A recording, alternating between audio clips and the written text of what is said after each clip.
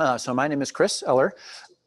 I'm the Senior Technical Lead for the Advanced Visualization Lab, which is one of the groups that we have in our Research Technologies Division and part of our Pervasive Technology Institute here at Indiana University.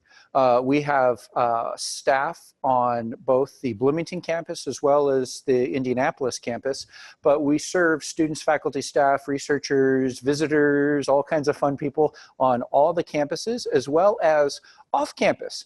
We've talked with colleagues over at University of Illinois Urbana-Champaign. We've visited with colleagues at University of Illinois Chicago up at the Loop there.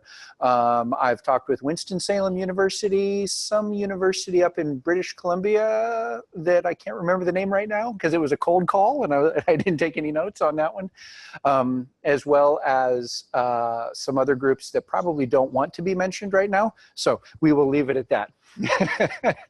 But we get around, and the nice thing is we don't mind sharing information and ideas and consultation time. We love to do that, but we can't come to you and install an IQ wall at your place if you are not part of IU. But if you are part of IU, we've installed 19 of IQ walls. You're looking at an IQ wall right now. We've installed quite a lot of these, 19 of them across 4 campuses. We're getting ready to install number 20 shortly, and then 21 shortly after that. We're installing a temporary IQ wall at the IU booth at the Supercomputing Conference next week. So that'll be a small one, only 16 tiles. Well, I guess about the same size as this one, but it won't be flat. It'll be an outward-facing pillar that you can walk all the way around it. Yeah, fun stuff. So we'll just tell you a little bit about what we do. So yeah, supporting visualization at the university scale, IQ walls at Indiana University, what and where are they, how can I use them, that sort of thing. And just talking a little bit about branching into the reality labs, which are what we have for egocentric single-user virtual reality at systems that are distributed across campus, as well as talking about some ultra-resolution data sources, because IQ walls are really good at ultra-res, and then some advanced media tools, and talking a little about creating some of your own advanced media content. So are the slides not quite catching up? Or? It has not updated at all. Okay, so we'll give it a little more time. Oh no, what's it sitting at? Still at the desktop? Oh dear. So, okay, for those of you watching at home, what we'll try to do is stop sharing the screen and then try to share the screen once more. Maybe that will get it going. And if we can't share the whole screen, we can just try an app as well.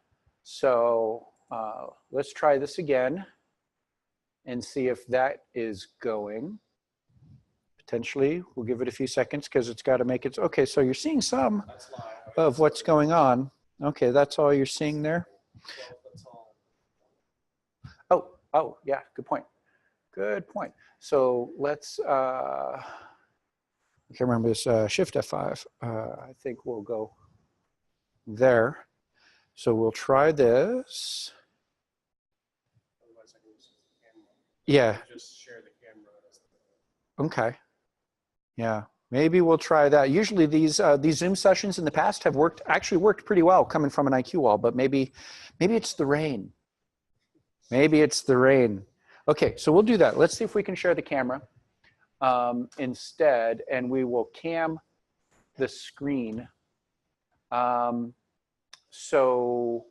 it looks like the video is already going. Is that correct? Or okay, so share screen is there. So yeah, click on the share screen.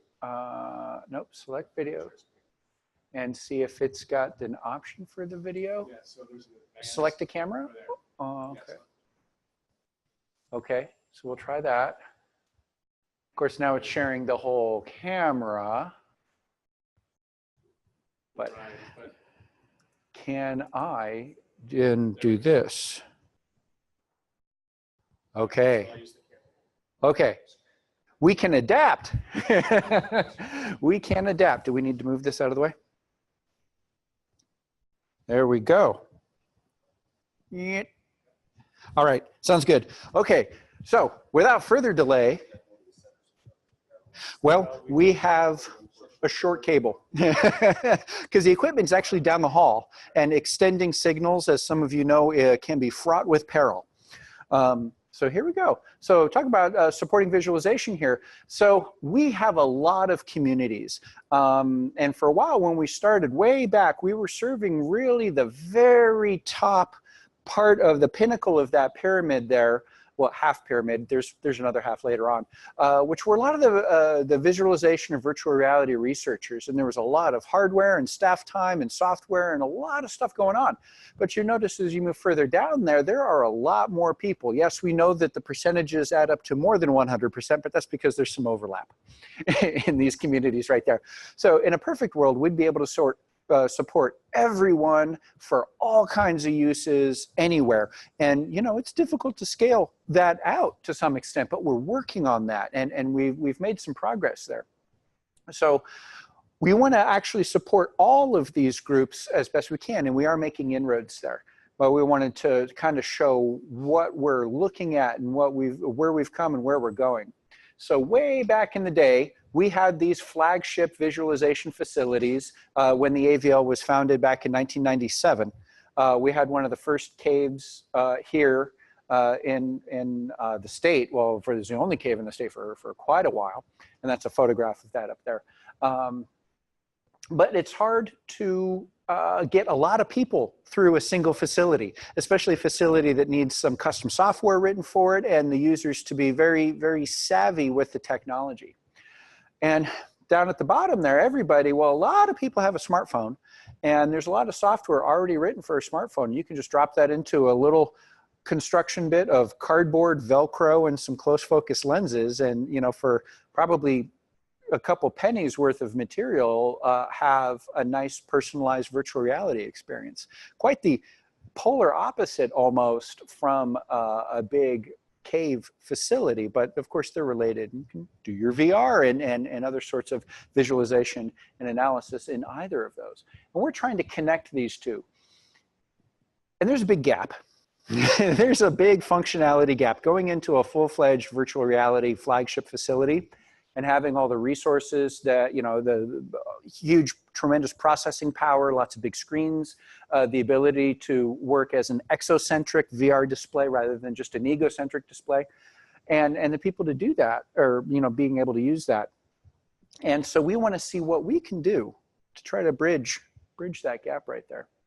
So we've got this large sort of developing ecosystem. So we've got our flagship visualization facilities that are still there, because sometimes you just need the big facility to do big science or big humanities or big art, whatever you need to use it for. Now, we're also working on distributed visualization facilities, and this is an example of one of them. We don't consider this one of our central facilities. I mean, it is central to the School of Informatics, Computing, and Engineering, but for us, it's distributed viz. And so this is the kind of IQ wall and visualization facility that we have been spreading out throughout the university system.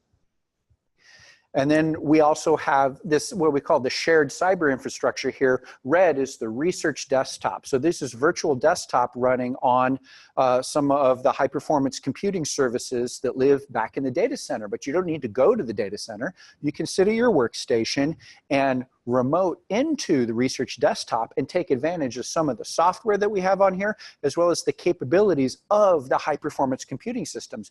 You know, it's nice to be able to get into a machine that's got, oh gosh, how many 256 gigabytes of memory per node, and then, you know, dozens and dozens, if not hundreds of nodes. I can't keep track of all the numbers. There's several high performance systems over there, and there's some overlapping capabilities, but some unique capabilities between them, which allows you to customize which machine you're going to. And if anybody does have questions in the middle, please, we can just hop off onto that, and hopefully you don't get. Okay, yeah, and Bill was watching the chat, so he can pass questions that come into chat. And then, of course, we've got down at the bottom here, individually owned devices. There's lots of folks, again, that have a smartphone or a tablet or something like that, and it's just a matter of sort of connecting them with some of the software that's already out there and some of the resources, like, hey, did you see this cool website? And you can go and find some interesting things going on right there. So right now we got our IQ walls all across IU here. So what are IQ walls? Well, you're looking at one, but if we were to boil it down, it is a very large format, ultra high resolution tiled video display. But the real power here is there's a single computer, happens to be Windows, and it is driving the IQ wall displays aggregated into a single desktop. That's the beautiful thing about this. The operating system and the software that you're running on that don't see 16 panels. It sees one massive desktop. So you have that single graphical context, which for some software makes a big difference. And you can just run it, it'll just work. Well, let me qualify that. It will usually just work. It's always wise to test. We found when we've gone to our largest facilities, there's a picture of our reconfigurable IQ wall that's at IUPUI right now. That is a 32 screen, 8 column, 4 row display. 66 million pixels of resolution. So when you log in and you look at the desktop settings, the resolution that desktop is running is 15,360 by 4320. It's massive. And when we try to work with PowerPoint on that, because a lot of people giving presentations in PowerPoint kind of nopes on out of there. It does not work at all. So what we do is, and Zoom, oh, have we tested Zoom on it yet? Oh, well, yeah, the screen share, but it has other places. So that's an interest. Maybe it's because we didn't do the update. See, Zoom had a last minute update to apply, and please don't update software right before giving a presentation. That's a little living life on the edge right there. So maybe the update would address that issue. But there are workarounds. So some software, we can operate the software. For example, PowerPoint has a windowed mode instead of a full screen mode. So you can still run your presentation, but it'll be in a window that you can position.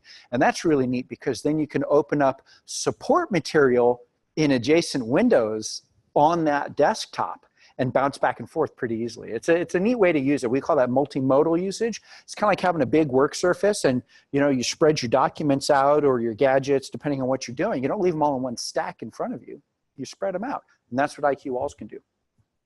And these, of course, can be used across disciplines, variety of activities where you just want big stuff. So we've got students visiting. This is which up until recently had been our largest IQ wall at the Cyber Infrastructure Building. The killer app on there that everybody loves to see is Google Earth. Everybody loves a map. From seasoned cartographers doing advanced research on whatever they want to do their advanced research on, to middle school students who want, sometimes it's fun, we bring that up there and bring up a view of the city, and we ask them to find their school. And that really gets them thinking about directions and path and a bunch of other just sort of reasoning functions right there, which is fun. And then we take them places. We went to the Arc de Triomphe and checked that out a while back. And of course, they all want to go see their house. And that's fine. A lot of people want to do that. And now some of them also, so this one down here, this is the IQ wall that we have at the School of Global and International, well, it's now called the Hamilton Luger School of International Studies at the Global and International Studies building. This was some proceedings that were happening in the Senate recently, and the students were very interested in what was going on. So somebody logged in, kicked up a web browser, went to the live stream URL for those proceedings, and watched it. So we had students all over the place, just kind of, some of them were walking through on their way to class and pausing for that. Some others were camped out and watching. So pretty much anything you can do on a computer, you can do on an IQ wall, but do test first. Definitely recommend that. So some of the benefits and features. They're huge, but they can also work on standard resolution as well. For example, this wall, if you were to have, as you've seen, if you've been here at previous talks, many people have given the talk from their laptop, for example. So you can take just a regular video source, in this case, one that can output a digital signal over HDMI, usually 1920 by 1080 or 3840 by 2160. The newer walls that we have can do higher resolutions there, and then that is scaled up to the wall. But we're going full native resolution for this one right here. Now in this ultra high resolution, this is our first big selling point and advantage of the IQ wall. We call it right in the middle there, details in context. If you're ever looking at your data or your research or whatnot, and you have to scroll to see everything, and you scroll back or you zoom in to see some fine information, then you're like, okay, where was this in relation to other stuff? What's the context? And you zoom back out and you lose the details. So you're actually context shifting in your mind, and that's a great way to derail your train of thought. You see there's some nods in the audience from that one. So when you have these large IQ walls, you can leave it at sort of a scale where you can see the context of what's going on and still make out the details that are inside there. So that's some pretty useful setup there that many different disciplines, activities, software that will support that. You know, your budgetary people love this because when they pull up an Excel spreadsheet on here, they can see way out into the future and for all those accounts and lines and all that stuff, all in one shot. They don't have to scroll. It's great. So in a large format, so multiple users, multiple content sources, and physical navigation of the data where you're walking around, especially when we bring up a map, and you'll see that later on when we go there. Let's talk about multiple content sources. So this has an instance of, oh gosh, it's Solstice. Thank you. There's so many words flying around in my head. So you can, multiple users in the audience, if you have the Solstice app on your tablet or laptop or phone, you can share that up here and it windows in on a canvas that's up here. And so you can have multiple things going on concurrently for multiple users. Some of our walls have multiple cables. So if you want to plug in a hardwired connection, you can have up to 4 users, 1 per quadrant right here. And the wall just handles it all, brings it all together. The nice thing is it's running Windows PC. Not everybody's using Windows. We understand that. Pardon? Well, it's a feature that covers a lot of various software packages. There's a lot of software packages that will run on Windows or can be made to run on Windows. Plus the drivers, the hardware drivers that support some of these capabilities here. The vendors release the Windows version of that driver first and foremost, and then the other OS drivers come along behind. So we wanted to be right there and have the best support. So we stuck with the Windows operating system on off-the-shelf computer. Now they're pretty beefy computers because we're driving a lot of pixels, but it's just an off-the-shelf PC with a, with a really nice graphics card and a little extra RAM in it, pretty much. ADS login. This counts for people who are either students, faculty, and staff at IU, or have an IU guest account or somehow affiliated, such that their login credentials work. You can come up to any IQ wall that's available for use.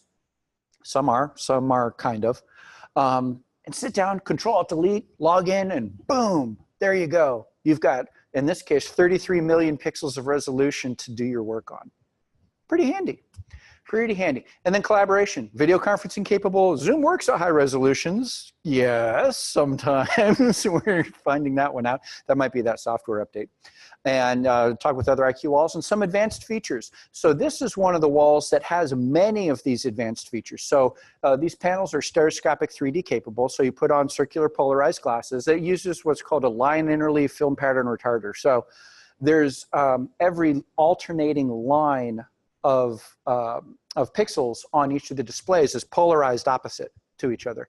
So then when you put up what's called line interleave format stereo and put the glasses on, you'll see it in stereo, which works out pretty well. We only have a handful of walls that can do that. It's a pretty neat feature though. Virtual reality tracking. This is also one of the walls that has it. So you see the Smart Track camera up there. That is what allows for when you're wearing the glasses that have the marker constellation on it, then the computer knows where you are in Cartesian space. It has your XYZ position, and then it knows your head attitude, your Euler coordinates, roll, pitch, and yaw.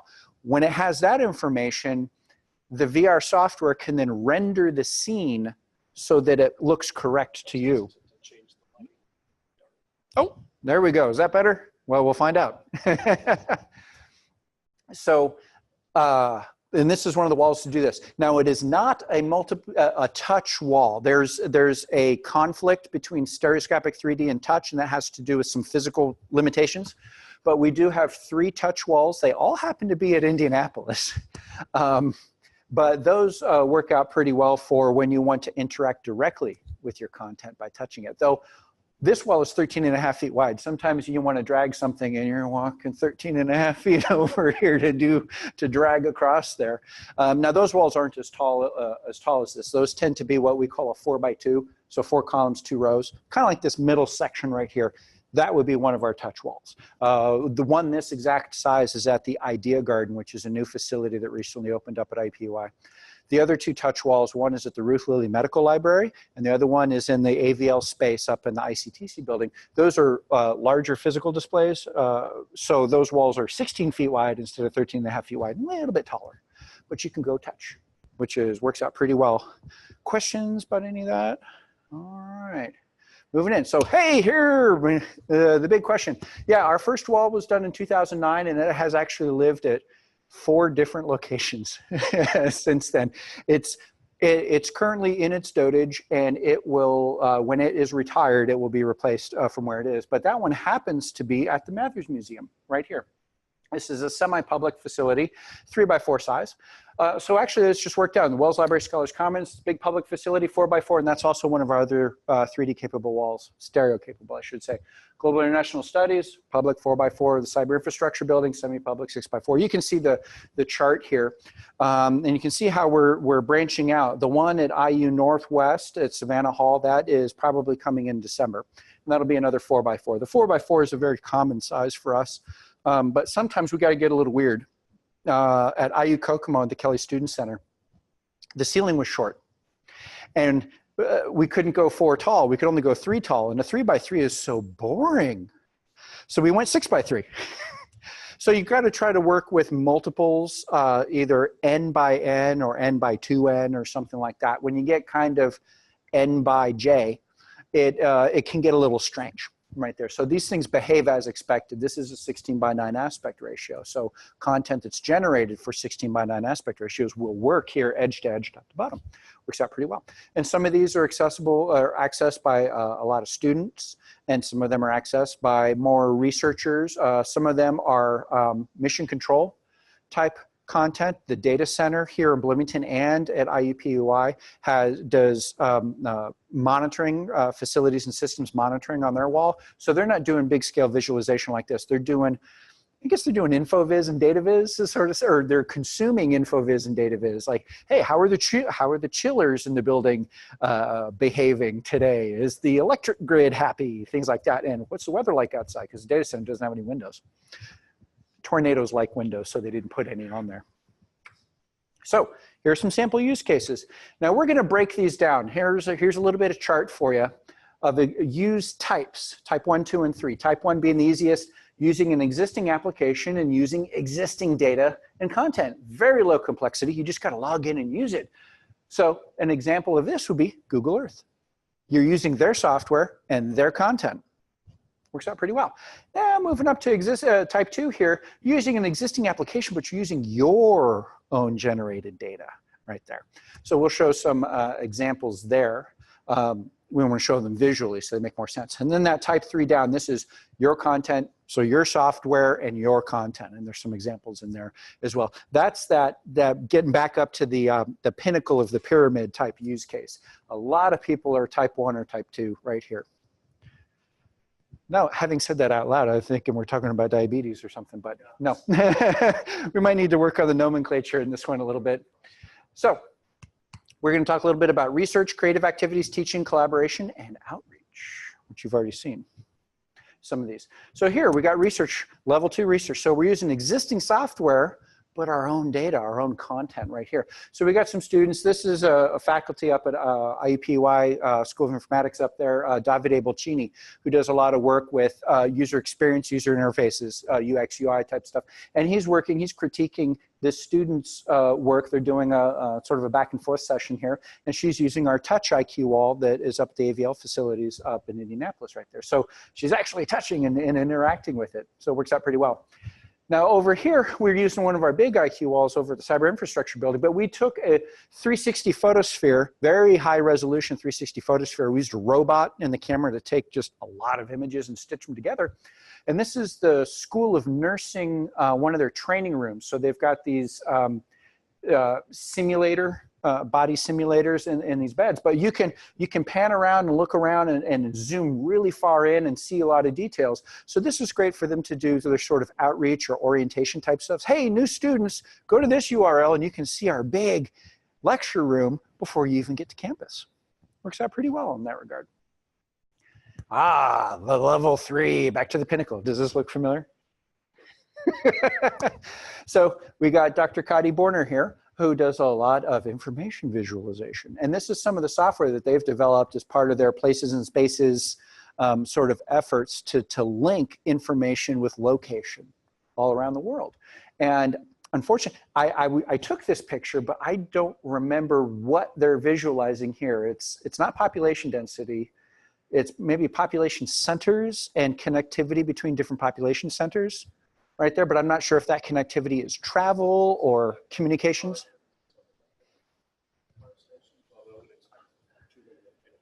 Yeah, yeah, so it's something else. See, this is where it's really, oh, no, the mega, I can't quite read. Mega regions of the US, okay. So maybe they're looking at some sort of population type. Well, it's hard to tell. This is where having the metadata visible really helps. But it looks interesting. You can see, well, there's a whole lot of activity in Southern California, whatever that activity is. That is in this room. That's right. See, there's a smart track camera right there. Well, there's a bunch of them back there. Yes, they multiply. So here we're doing some more research. Now this is over at the IQ wall that we have at the Cyber Infrastructure Building. We were visualizing participation of countries in specifically Winter Olympics, which works out pretty well because at the time that we did this visualization, this was a couple years back, there happened to have been 24 Olympiads, Winter Olympiads, and this is a 24 tile wall. So we've got the very first Olympiad up there. When was that? 1924, I think? The first winter one in the 20s, all the way up to the current one at the time when we did this, which might have been, I think that was when they had, after they had staggered them, so it might have been 2014, right there.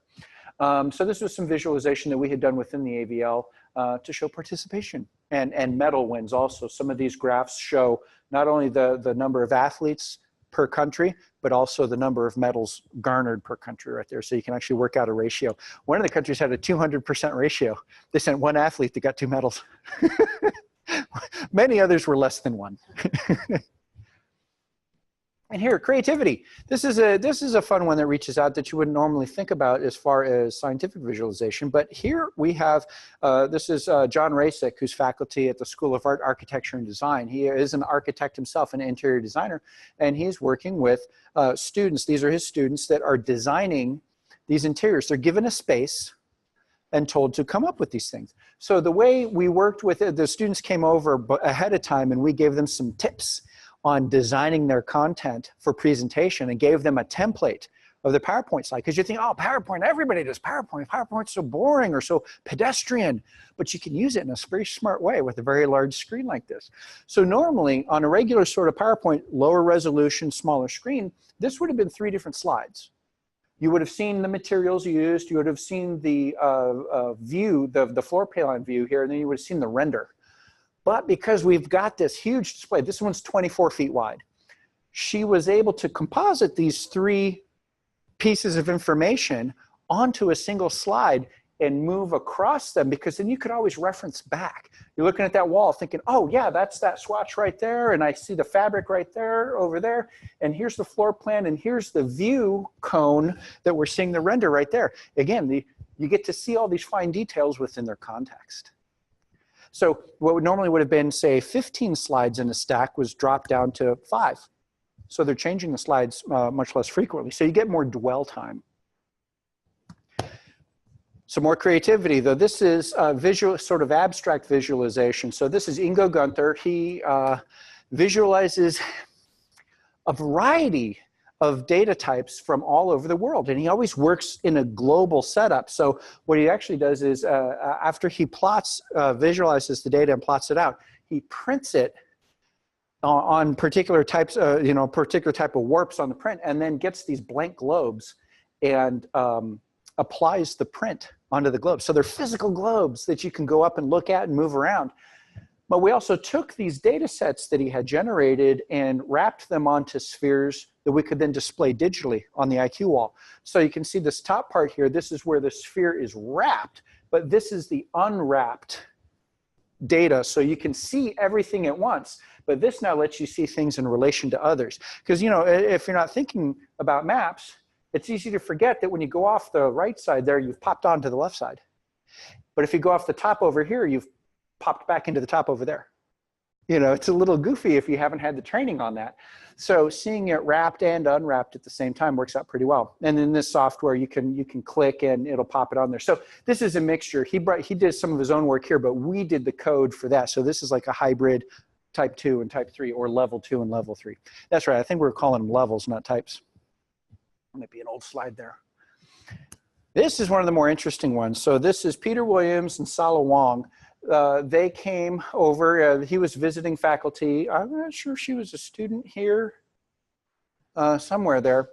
And so this was conglomerate distortions. I always want to say conglomerate incorrectly. So they've got these photospheres, which are spherical 360 imagery that they've then textured onto invisible sphere geometry and then layered them. So there's nested spheres within spheres and then moving them around. And it's quite immersive and quite interesting. So you can see the user here has the stereoscopic glasses on, and it looks kind of fuzzy doubled here because it's being displayed in a line interleaved stereo, what was called passive stereo. You can see the other smart track that's up there. This is at the Scholars Commons area at the Wells Library over there. That's our other stereo 3D and VR capable IQ wall, one of the others. And sometimes just teaching, you know, viewing images. This is a researcher who visited, this is our wall that's at the Mathers Museum. It's a 3x4 over there. And she was looking at textiles right there and showing those. And here we have one of our other touch walls. This is at the Idea Garden. They're playing with Google Earth. It's a great app. Any questions about any of these use cases or anything so far? Getting some ideas, thinking? Teaching, we're a university, we teach. That's just what we do. Now, these happen to be all PowerPoint examples, but they're doing different activities. This bottom one over here, these are students. These were just real ace students giving sort of capstone presentations on our wall. So we gave them the slide template, and they then optimized their slides to work well on that IQ wall because they had a big audience and a big wall. Go big. Worked out really well. She's talking about microglia right there. Here we have, again, this is this room right here, getting ready to do this workshop series. I think took that picture. Yeah, it's this particular event. We have now gone inception. And here, this is a fun one. This is the IQ wall that's at the IU East campus in Richmond. And this is a nursing class, and it's sort of the introductory class that the nursing students all take. And so they're learning about health right there, but they're doing it in this public space. This is the lobby atrium area of one of the central buildings out there, and they're holding class in the lobby because the IQ wall is right there. It's a big draw. It's really fun. There's a really cool use of that one coming up here shortly that I think is just best use of IQ wall ever. So yeah, a lot of PowerPoint. Large format, any source, lots of people can see it. This is it, collaboration. I love this picture. Can you tell what's going on? Well, pretty much. Yeah, so the student here ended up having to go back home before she could do the graduation ceremony. So they did a Skype call, and she's back home in Hungary and has her cap and gown, her regalia, and there's the chancellor over there, and they graduated her. Just a simple video conference, but bigger than life. That was so awesome. Really like that. Not scientific, not education, but good for morale. Collaboration, multiple users, single wall right here. So we've got multiple student users working on one document. They actually, on this particular case, they've just got, she's on her laptop, and they've routed the laptop into the system and scaled it up to fit the full wall. They could have also just worked on that document on the ultra-res PC that's attached to the wall as well, but hey, they brought a laptop, plugged it in, hit the button, there it is. So here on this one, we're actually running some software called Sage 2, which is similar to Solstice in the sense that it allows you multiple people to stream in content. So we've got some multiple content windows in here, and again, multiple people using it. We have another example of that actually highlights that use case a bit better than this one. But in this case, they're just looking at code, coding as far as assessing language usage in literature. Shot pretty well right there. Again, Google Earth, it's wonderful. We got to throw that all up there. Wikipedia edit-a-thon. So again, this is Sage 2 running, and we've got 3 different users who are streaming their desktop over the network up into the wall concurrently. And so they're working on documents and finding related sources in the documents, because they can work heads down on their thing, but then they can look up to the wall and see other material being presented. So, you got that choice of working individually or within a group, which is very interesting. How do you get started? Find an open IQ wall, log in, sit down. Now, not everybody is from IU, but we've got some folks, different areas that we've been talking with who have added their own or will be adding their own IQ walls. And if you have access, go use it. Because otherwise, if nobody's using it, there's probably just being a digital sign, and that's not good use of resources. So there's a time and a place for digital signs. Let's not look down on them too badly. But while you're here, yeah, log in with your username, pick a cool app and go. Google Earth, gigapan.com, or SciMaps.org. Very good stuff. SciMaps is the effort that Dr. Borner heads up here. So, questions before we hop into Reality Labs. And this will be a quick one because this is not my area of expertise. We might have to tap Bill for some questions, but yes.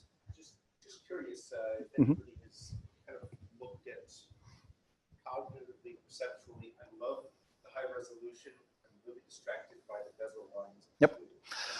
We have done. And I've been in other presentations down at Frank where it's really cool, except I can't read your slide because something critical lands on the line. Right. And there's two different ways. Well, if somebody has done a study, I'm unaware of it, but it's a good question. I suspect somebody has done a study. If not, maybe we can work with some of the faculty here to do this. We have had people use the IQ walls for eye tracking studies, but what they were looking for specifically was a very large display that gets into the peripheral vision to see then what's going on right there. So they weren't studying the interaction of data and bezels, but they were looking at large field of view sort of displays. But it was a pretty neat setup. Maybe we can find them again and do it. That was back at our very first IQ wall. So that was around 2010, last time that one happened there. Yes?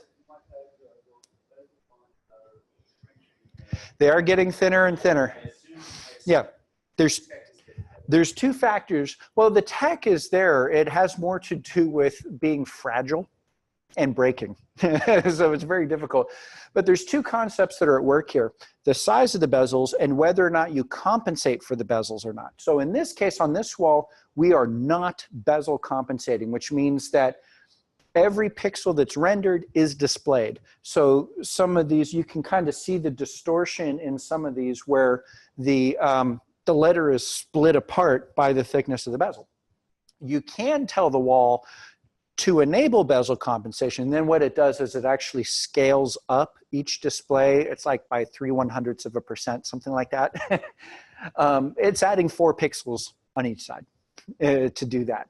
And so then it looks more natural. It's usually referred to as a natural view. However, as researchers and data people will understand, I'm looking at a very dense bar graph or some other data points right here, and there happens to be a column of data that landed right underneath that bezel, and you miss it.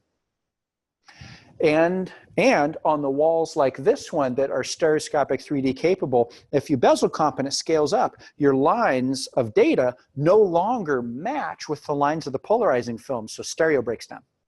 So for example, on this wall, we do not do bezel compensation, even though it can be enabled. But yeah, it's kind of distracting because you've got these bezels here. So, and especially when stuff is in stereo. Now, if it's back in positive parallax, which is behind the screen, it's okay. It's just like looking through, looking through this glass wall past this mullion right here. That's okay. You just map that out. You're aware of it, but you don't care. And in VR, and just like in the real world, well, you can move over to the side and see what was underneath it. And that's okay. But when content comes forward of the screen into what's called negative parallax, then it crosses the bezel. And it's kind of an MC Escher sort of thing where I've got this thing that's in front, except this line, which I know is behind it, cuts right through it and cuts in front of it. It's just a weird sort of setup. So stereo on tiled walls is an interesting experience. But yes, and they are getting thinner. So these are what are called the ultra thin bezels. So from pixel to pixel, it's 3.7 millimeters. Pretty good, not too bad. Some of the other walls that I've been installing of late, they have the extreme thin bezel, which is 1.7 millimeters. Now we're starting to get thin. And there are a couple experimental type displays where they can remove the bezel entirely, usually on 2 of the edges. So like the top and bottom will be 0 bezel. So it'll stack in there and it looks like a unified column, but you still have a side-by-side bezel. And that has to do with the fact of the construction of the display. This LCD screen, which is the next, well, on these there's a polarizer, and then the LCD screen, you have to get the data to it. And right behind it is the backlight. And they're not, and I don't know why, but maybe they can't, they're not pushing the wires to control the LCD through the backlight. So they have to come around the side. So on the left side and the top side of all these panels are ribbon cables that come around from behind the backlight to command the pixels in the front right there. So that's why there are still bezels for limitations of technology. There's also bezels because those help protect the screen. Right there. Though they're really thin. The sides of these are really thin plastic and tape. On the extreme thin bezels ones, they're mostly just tape. It's a couple mils thick of tape. It's amazing. This thing is held together with tape. There is another solution. That's design your PowerPoint slides. Yes, if you are, yeah. So the simple layout is if you have access to the wall and you're drafting your PowerPoint, position things like we made sure that this user's head didn't cross a bezel. It's more natural. It's in there. Now this head crosses, but that's data. Yeah, that's okay. But yeah, there is some planning ahead. On your screen, you can have an overlay that shows where the bezel was. Which I did. So for some of my talks in the series, I have an overlay that has exactly where they are. And so right. I bring that up. And you can build that, yeah, you can easily do that in Photoshop, or the GIMP. But the problem there is the overlay actually lays on top of your slide and gobbles it up. So it's a simulation, but it's not 100% accurate. Whereas this, there are no pixels underneath that. Whereas in your overlay, there would be. But that's okay. It gets you close. Gets you close. Okay. So we're going to talk a little bit about our reality labs. So what is a reality lab? It's a technology classroom that has reality stations. Reality stations are shown in the photographs here. Actually, here's some students using reality stations. We settled on the HTC Vive head-mounted display. There's one in this room too, isn't there? Or there was one. Oh, it's back in the cabinet there.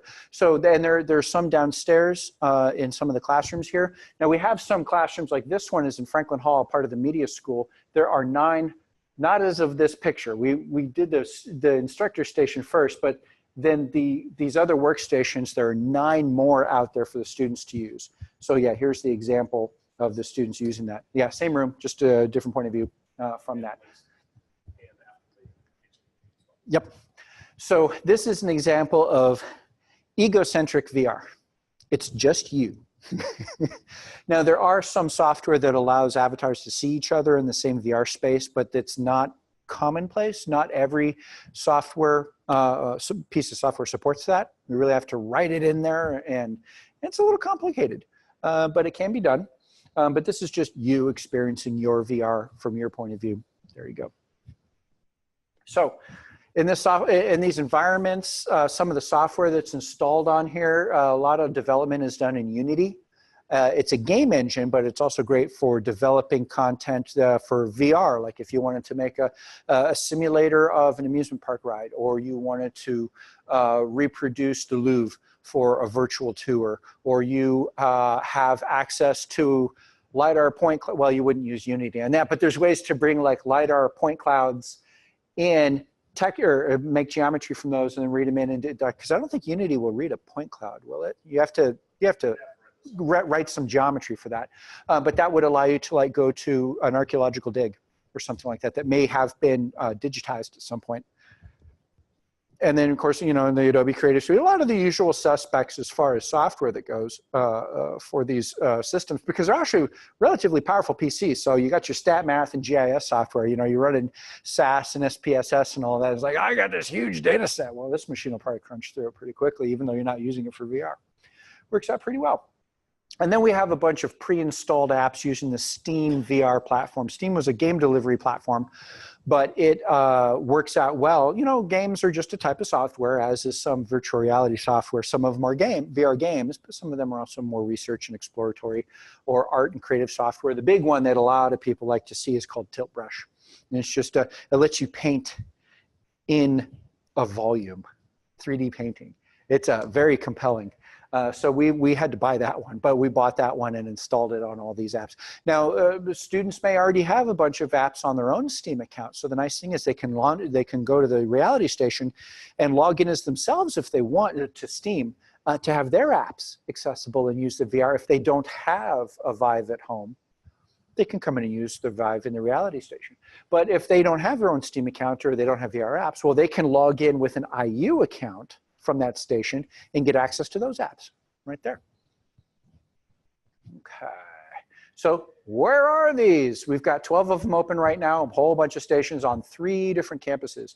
We just finally, we brought up the ones at IU East recently, and we're piloting them in a couple of other at Kokomo, Northwest, and South Bend. All right there, so these are getting around. So, you know, we may end up with at least one IQ wall on every campus. We may end up with a reality lab on every campus as well. It'd be a great thing to have if we could make it happen. And we're getting there. We're on 4 campuses with IQ walls right now, and we'll be adding number 5 shortly, and then number 6 should be up next later in the spring. IQ walls. Reality labs, we're testing this. It's easier to get a reality lab on a campus because it's a lot less expensive. Reality lab just costs a fraction of what an IQ wall does. So those will probably, you know, lead us in to some of these locations. So here's a couple that are around here, both in Bloomington and IUPUI and IU East.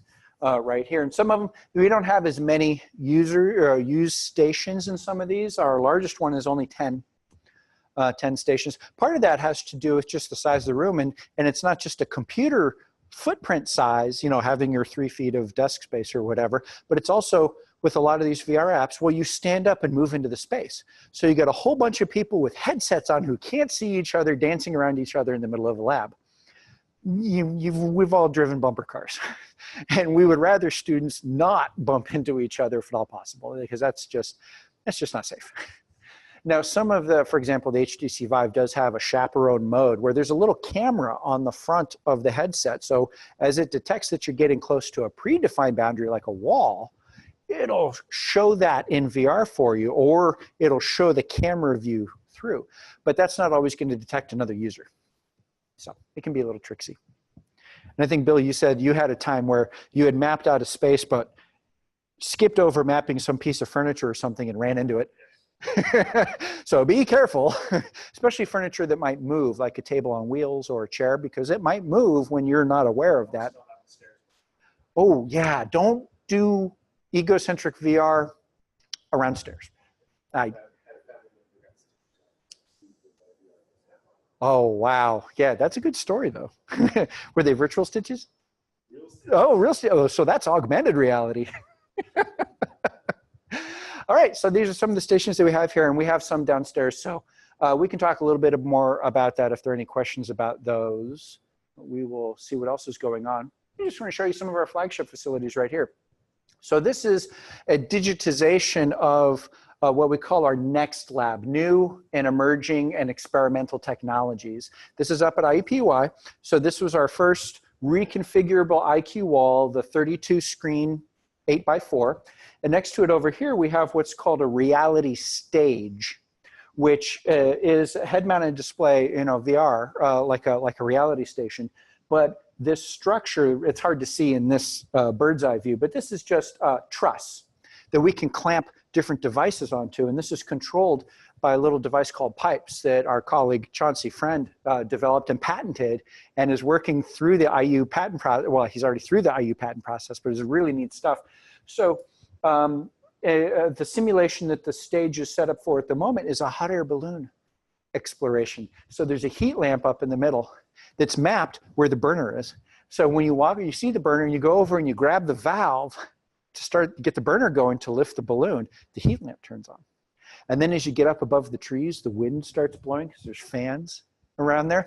He also has devices to provide rumble, like in some seated VR simulations, like a motorboat type thing. As you throttle up, it, you know, the seat vibrates. He's also worked with some scents.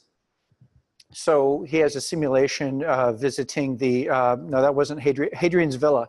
And so some of the historians had reconstructed some of the common Roman foods at the time.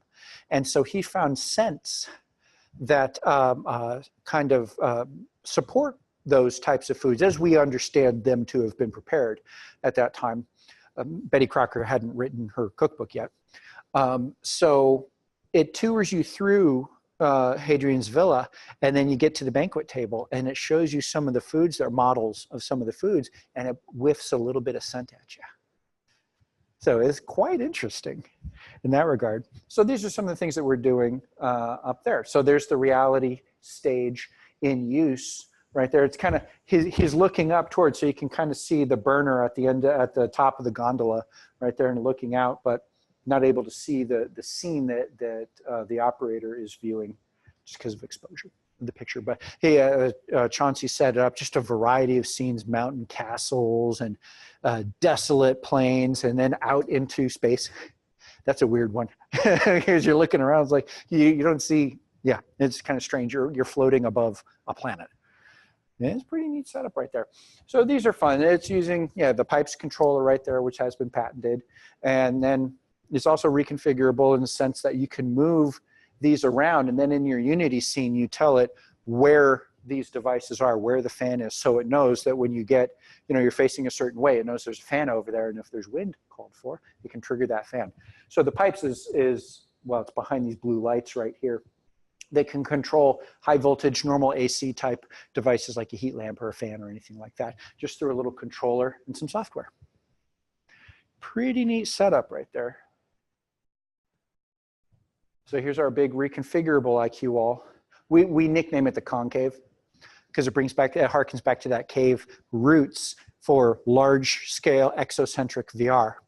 But at the moment, when it's in this kind of curved setup right there, it's a concave shape. So it's a pun. We like that. But we have here some renders of some reconfigurations of the concave.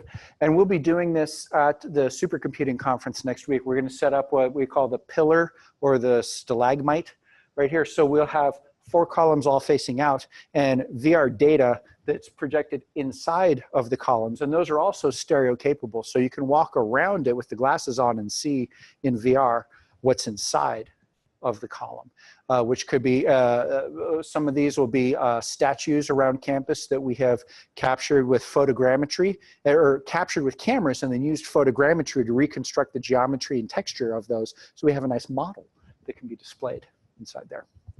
So that'll be a neat one. Like the picture we had. 403. Yes. Like that. This is a device called a Matterport camera system that uses photogrammetry techniques to construct this geometry and texture right there, but it's a very automated process. Whereas some of the photogrammetry that we use to capture scenes, like for example, Hoagie, well, now this is just a regular photograph of Hoagie Carmichael, but we do have a model of that was stitched together with about 300, 250 or 300 images from different points of view around there, and just uses computer vision to figure out what shape is this thing and create geometry. It's a really neat system.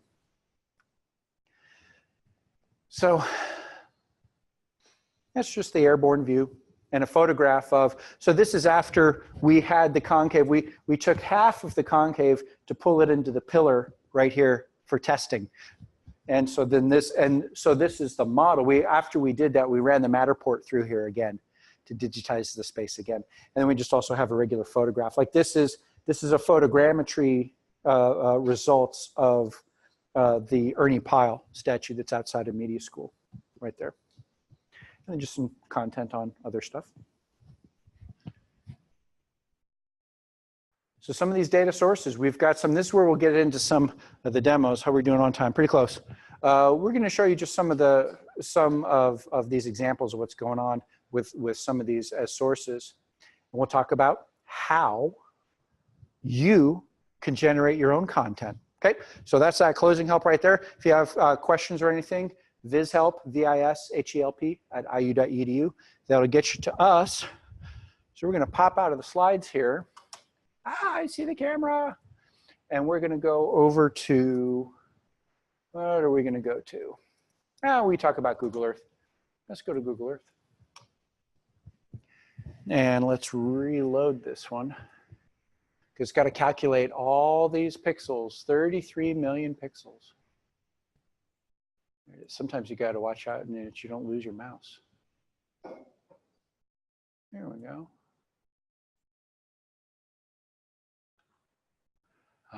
Too far north, eh? We're not going to Canada. Oh, you know how to spell Canada? C-A-N-A-D-A. I can say that because I've been there. So here, let's check out campus, but we can get in here pretty close. Yeah, so doesn't quite have Luddy Hall yet. So here, we'll lay this back and look toward the stadium right there. It's got some bits and bobs right here. So now we got to let it, you see how it's all texturing out, because you know, the software here is defining the viewport, and the servers that have the data back at Google Earth are like, you want how many pixels? I just showed you that. And it's like, no, no, no, we want more. So sometimes the tiling in to resolve these, because this is a higher resolution data than we're seeing right now, but it can take a moment for it to snap in here. But this, I want to touch the screen and move it, but this is not one of our touch screens. But you can see just, you know, it's three-dimensional data. We're only seeing it monoscopically, but it is 3D data. You can see the motion parallax as we're moving through here. So this is great stuff for, you know, people that are doing geography or geology or urban planning, or just, hey, how do I get from one building to another, a particular building at IU? And you can just go hop onto Google Earth and do that. You can also plot out paths and do tours with different sightseeing type content there. But at this size, at this resolution, of course, at this resolution, the servers are going, they're sweating right now. They always do that for us, because the resolution of the data is a lot finer than what we're seeing right now. So maybe if I leave it put for a little bit, it'll scale in, or it'll stream down, because it can look pretty nice once it's all loaded up.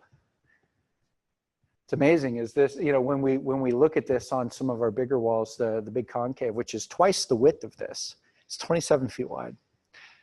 And Google Earth there really does start sweating. It's a neat little setup right there. We're going to pop over to another web browser. Where'd we go?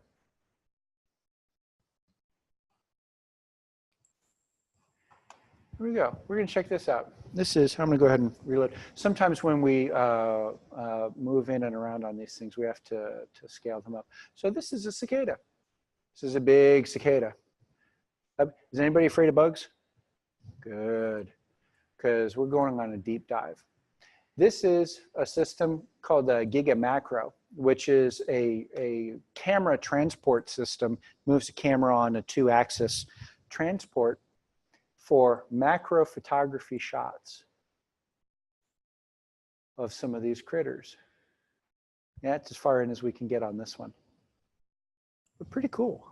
A little creepy, but pretty cool. So there are one of the faculty here in geology has a Giga Macro stage that they're using to sort of capture the drawers of fossils that they have at the paleontology collection. And we can show you a virtual tour of that also. I can't believe I forgot to bring it. We'll find that. And so the paleontology collection has some interesting capabilities there with the Giga Macro. Let's see what our other one that we brought up was. There it is. Sometimes you want to look up. So Travis Rector, he is faculty from University of Alaska. Somewhere, I think it was Fairbanks. Could be mistaken about this. But he's taken a lot of images. So we've got some metadata here. Let's see. Here, we'll go to the Pleiades. right here. And then we're going to full screen this. So that's pretty. That's pretty nice. But let's kind of move in here and look at some of the, yeah, as far in as this one goes. He did a very good job of capturing very high resolution imagery, but on an IQ wall, we're showing a lot. We're showing 33 megapixels of this image right now. So this is at 100% scale right now. Does anybody know the Japanese name for the Pleiades cluster? Yes. Yes, you do. Well, I don't. Oh, you don't? Do you? It is Subaru. That's why the hood ornament on a Subaru is stars. Which is pretty neat stuff. So we will escape from that one.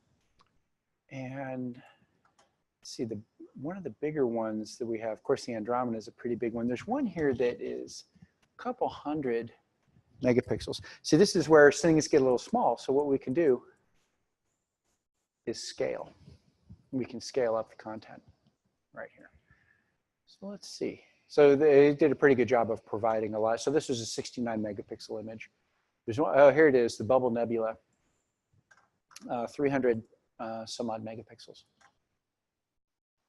Now what's interesting is sometimes you get the sensor bloom in the capture, and you can also see in some cases the structure of the collector, the instrument that they use to collect the data, even after they've processed it.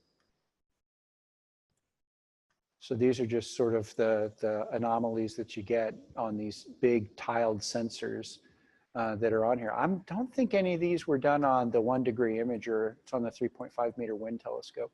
A lot of these were done on the Mayall 4 meter telescope. These are out at Kitt Peak. There's about 24, I think, telescopes out there, mostly optical, 1 solar and 1 radio telescope. And IU has time part ownership on 2 of them, a 3.5 meter that's used for a lot of visible light, and a 0.9 meter that's used primarily for infrared. And they're just down the road from the big old 4 meter Mayall. Neat stuff. And we can see it's just gorgeous stuff. Now, the cool thing is these are all online. So you just need a web browser. So if you would like the links, a link to this, I would be happy to send it to you. But we prepared this for when Travis was in town. He was visiting for a semester at the Department of Astronomy and Astrophysics. And we hosted him for a presentation on the big IQ all over the cyber infrastructure building. And it was a packed house. There were people sitting in the aisles. So pretty neat setup right there. And I do, while I'm thinking about it, we're gonna pop this down. While I'm thinking about it, we are going to find you a Matterport scan.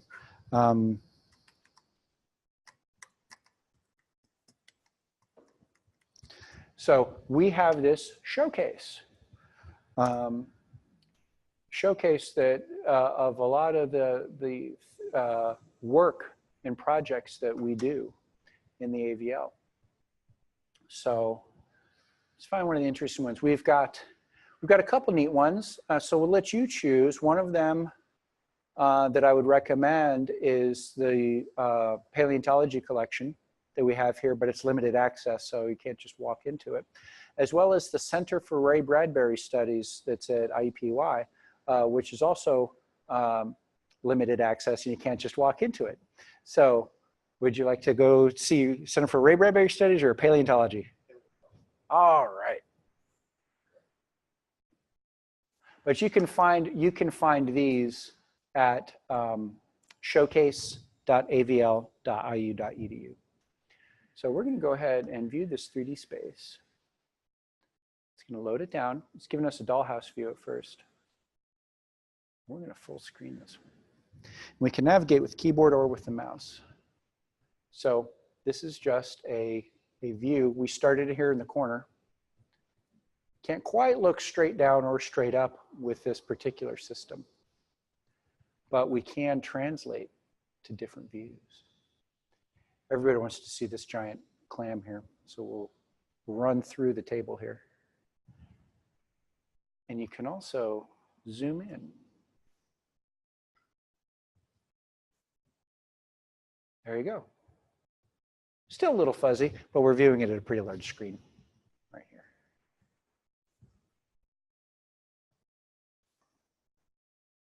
And this is available online, so you can just come and look at it. So these drawers are full of specimens. So you've just some specimens that are out here. And for some of the smaller, for some of the drawers of the smaller specimens where they've got just a whole bunch in a grid, that's what they use the GigaMacro system to capture, to digitize that entire drawer. Of course, the unfortunate thing is sometimes you do something really big like this, a lot of effort to do this, and somebody comes in and sees it and asks, well, can I slide this drawer out here and look what's in it? And we're just like, oh, no, not yet. But that is one of the requested features right there.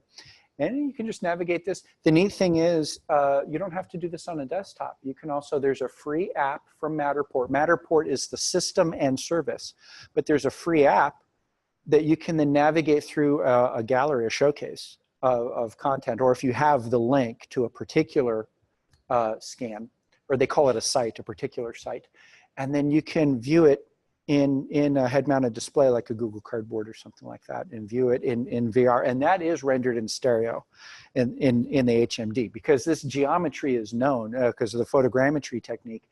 It knows where these are, and it's rendered stereoscopically, so it really does give you a sense of the space.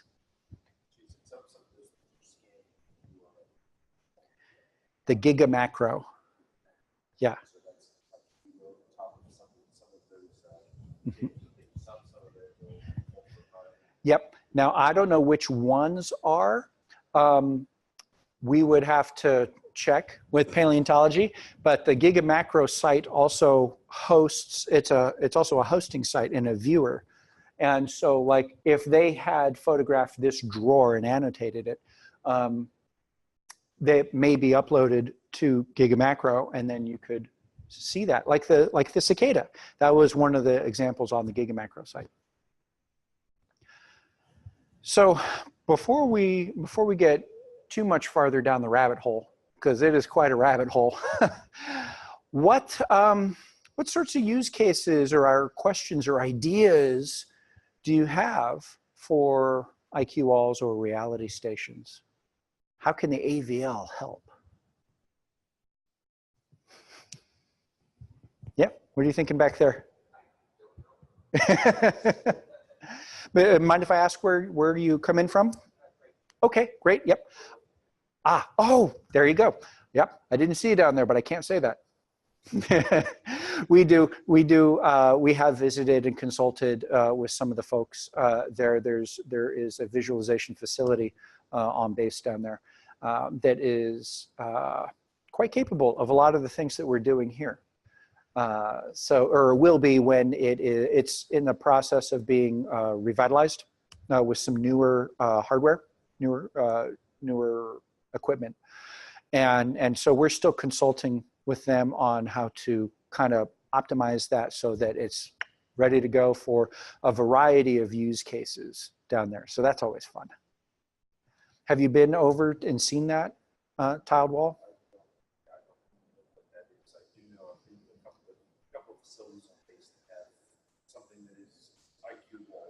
Okay, okay. Yep. The one that we're working on is similar resolution to this one, but it's wider and not as tall, and it's touchable. So it's one of the touch facilities there. It's in, I don't know how much I can talk about this, so I just maybe we won't, because some people like their secrets. No, not a big deal. Okay, yeah. Yeah, it's similar to this. It's the same size panels, but it's what's called a 6x2. So 6 columns and 2 rows. So you can think of it as 3 groupings of 2x2s. 2x2s are a good aggregate because you could show 4 pieces, 4 different sources, or 1 source that's scaled up in there. So you've got 3 sort of kind of a left, center, and right on there. And it's also touchable. So it's up about this high right there, and you can go up and touch with it. Yeah. Well, it's being refreshed because there's one that's been in there for, oh gosh, when did they install that? couple of years back. Not too long, but long enough that it's what's called, pardon? Five or 6 years, yeah. There's a very tail end, it's planar equipment, but they release these in generations, and that's a generation 1 hardware, where they were really kind of figuring things out. And this one happens to be generation 2, but generation 3 is out of this as of April. So like the wall we just installed up at Kokomo, that's a generation 3. And this is G2 because we installed this one in January. And the G3s weren't shipping yet. Otherwise, this would have been a G3. So yeah, they're going from G1 to G3, which is a significant update in capability. So it'll make it real easy to bring in sources and then position them where you want. You might have a window that covers 2 of these or is a subset of these. You want to drag it over there or something, you can do that. It's called compositing, and it's built in. You get it for free. It's pretty cool.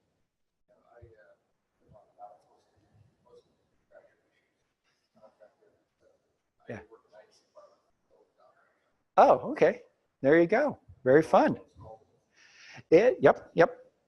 Fun stuff. Yeah, I've been talking a lot with one of the IT support people down there because that person is going to be responsible for the care and feeding of the wall, and so they want to have a good understanding of the nuts and bolts, what's under the hood, why does it do what it does, how does it do what it does, that sort of thing, so that they can be very self-sufficient, which is wonderful. But yeah, we've visited and consulted there, and we'll probably visit again later on after they get some stuff in. But yeah, I just had to, go through bid and all that fun stuff. Yeah. Nope. They'll send Frankie with a pipe to tell me. So yeah, you can use these walls in all kinds of different ways: academics, outreach, entertainment, political science, command and control, just a whole bunch of different stuff. Anytime you need to see the big picture, air quotes, or a lot of pictures, that's what they're good for. And so one of the neat things that we've been able to do since 2009, when we did our first one, is we wanted from the get-go to be able to architect and self-integrate all these walls, because we have had capital facilities, big central facilities, that have been designed and installed by an integrator, a third party that comes in, and they've got a support contract, and we know how it works, kinda, but not all the ins and outs and nuts and bolts, so troubleshooting can be frustrating and whatnot. So we wanted to take the opportunity with these to in-house as much as we can with this. And we've been very successful with that. It saves us a lot of, well, it saves the university a lot of money. Integrators are expensive. They do some pretty cool work, but they're expensive.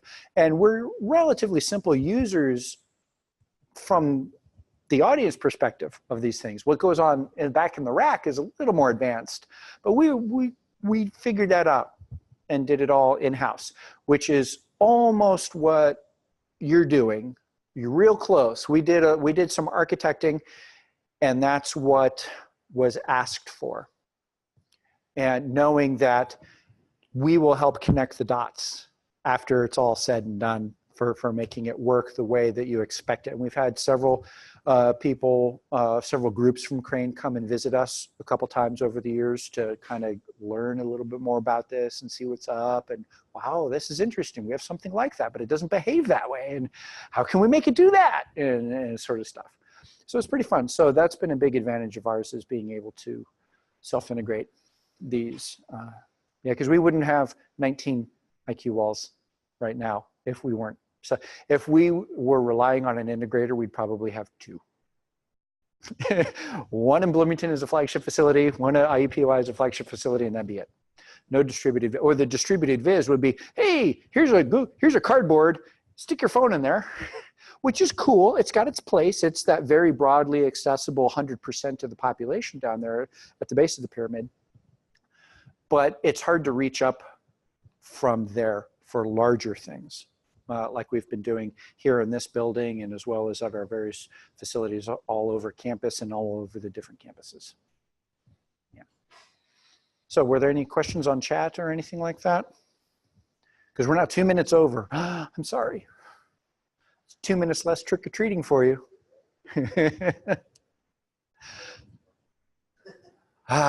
Well, yes. It can be difficult to take one for the team there and eat all that candy. But yeah, so we've got, now not all these URLs are in the slides. Maybe I can edit the slides to put some of the URLs in there before we post those or share those out. Otherwise, you can find a lot of these at the AVL Showcase. showcase.avl.iu.edu.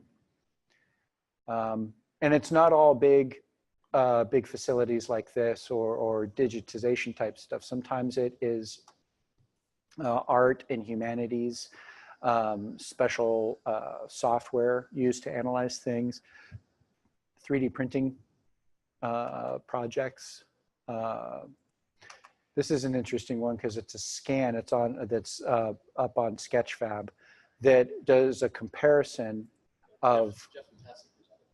Oh yeah, so you've already seen this one, yeah. 3D models that were generated by photogrammetry and then with a structured light scanner called the, what is that? The Creaform Go Scan, yeah.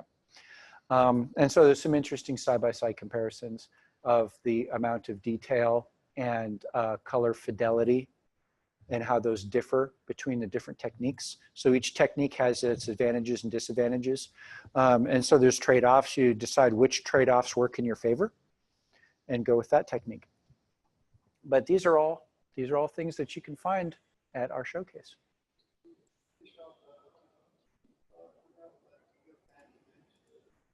Yeah.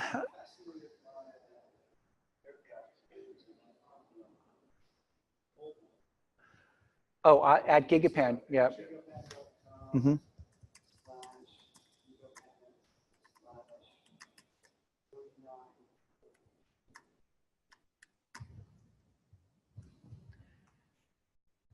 Oh, there you go. So to explore this one is, where's the link? We can just click in here. Yep. And you can zoom in on the app. Yep. But they've also got their battle decorations here. So one of these is Vietnam, one of these, which one was 10? I don't know, 10. Yorktown, yep. Go all the way to the back. Yep. Yep. Yep. I've toured the Midway, which is in dock at in San Diego, which is wonderful. Oh, and this one was based off the Saratoga, right here. You know what's interesting? This is an F4, the F4 Phantom. You know what's interesting about the F4 from an aeronautics perspective? It's proof that with enough engines, even a brick can fly.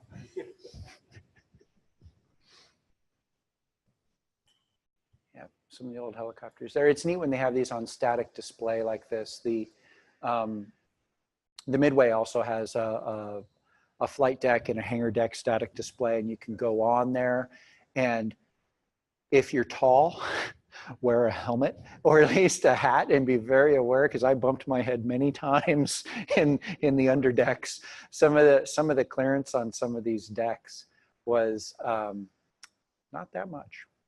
Yep. So we can see the people, the guests visiting right there. And some of these can be quite detailed. Did we ever reprocess Griffith Park, or we still need to reprocess it? Yeah. So some of the software that we used initially when we were exploring using these techniques used Adobe Flash in order to present the content, and Flash. The ones on MST ones that go to the page. Mm-hmm. Oh, I'm sorry. Yep. Oh, we can go back. We can always go back. We can be exploratory. Intentionally hide some antenna just to the right of the tent. Turret there. That's probably the software. Stitching artifact. You see how the wires here, these are the lights. It looks like light bulbs. are fuzzed out, and that's artifacts from the stitching. Yeah, because like looks like this wire might, or this one might continue on down here, but there's just a big gap in there. Oh, yeah. So it looks like we got an anchor up. Yeah, good point. Yeah, that doesn't. Yeah, this might be here and here, and it just. Yeah, because sometimes the computer vision stuff can be fooled when you've got this semi-homogeneous background, the sky and clouds. That can be real hard for it to figure out where it is in the scene, because a lot of these images you can see at the end here, like this little sawtooth right here, because that's probably about, if you do a 3:2 aspect ratio, that's usually what most cameras photograph in. That's one image, and there'd be overlap. Usually when you can do these well, you've got about a 30% overlap, 30 to 50%, depending on how you're doing it and what you're trying to do. So yeah, there were several photos in here that was just clouds. So I'm kind of pleasantly surprised that it got at least that looking somewhat natural. Sometimes it can be quite unnatural. Yep. If you go to ours, if you go to Flagship, what I would think is clouds move almost. Well, there is that too, actually. Yes. So exactly. Yeah. Yeah. Right. Yeah, because it's when you're taking these large images, it is a sequential process, time sequential. So yeah, people move, clouds move. So what are we searching on? To showcase? Okay. And which one did you want to see? Well, just go to one of them. Any one of our. Yeah, we'll go to this one. This might be, oh, we did do some new ones. Yeah. So yeah, Hoover Dam from which side is it now? This is the Arizona side. Yep. So you can see, we can zoom in here and you can see the, up here, there's the bathtub ring. Water used to be that high. Yep. And so this is just serving up on using HTML5 instead of Flash. Yep, you can see, oh, there it is. There's the boat dock and the ladder, because the dock is now no longer in the water. Hey, thank you. Take care. Yep. So these are all available on the showcase. So showcase.avl.iu.edu. We'd love to have you visit. Thank you very much. Say goodbye. Thank you. Goodbye, world.